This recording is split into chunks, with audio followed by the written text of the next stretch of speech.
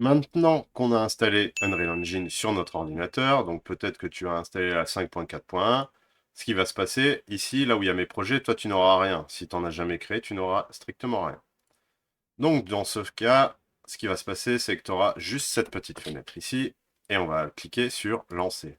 Donc ça met un petit peu de temps à démarrer la première fois, ou même à chaque fois. Ça dépendra en fait de la puissance de ton ordinateur, j'ai envie de te dire. Donc ça démarre. Une fois qu'Unreal Engine est lancé, tu vas avoir cette fenêtre. Alors toi, ici, tu n'auras rien du tout. Donc comme tu peux voir, tous ces projets que j'ai créés, ils sont faits avec la version 5.3.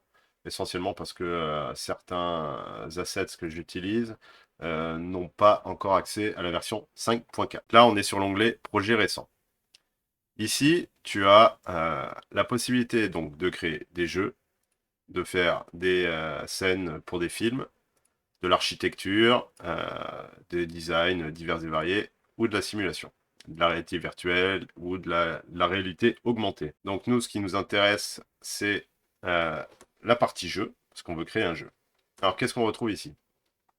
On retrouve des templates prédéfinis, c'est-à-dire la blank, c'est-à-dire il n'y aura rien du tout. C'est à toi de tout faire. First person. Alors le first person, tu auras donc le template de gestion du personnage, avancer, reculer, tirer, etc. Tout ça sera déjà inclus à l'intérieur.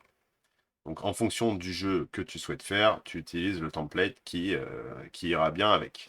Tu as aussi un third person, donc c'est troisième personne, c'est-à-dire que c'est la caméra, elle est vue un peu en hauteur et tu tournes autour du personnage. Top-down, si tu connais Diablo, c'est le même principe, tu cliques, ça avance. Donc ça, c'est ça. De la réalité augmentée, enfin ça porte plutôt bien hein, son nom, hein, j'ai envie de te dire. De la réalité virtuelle et des jeux de voiture. Après, si toi, tu veux faire du C++, moi, je ne connais pas. Mais on va partir en blueprint et on va créer le premier projet. Donc, je vais te montrer à quoi ça ressemble et je vais te présenter donc le template third person. Donc, tu fais juste créer. Alors, tu l'appelles comme tu veux, hein, il faut le renommer. Enfin, moi, je pense qu'il faut le renommer. Maintenant, si j'en ai créé tellement, des fois, test, etc. Le mieux, ça reste de le mettre sur un SSD. Ça va plus vite à charger. Moi, j'ai pas cette possibilité-là. Et là, c'est reparti pour un petit tour. On se retrouve une fois que c'est ouvert. Voilà l'interface de Unreal Engine. Et on va découvrir ensemble, juste après, dans la prochaine vidéo, euh, toutes les explications qu'il peut y avoir sur les différentes parties de cette interface.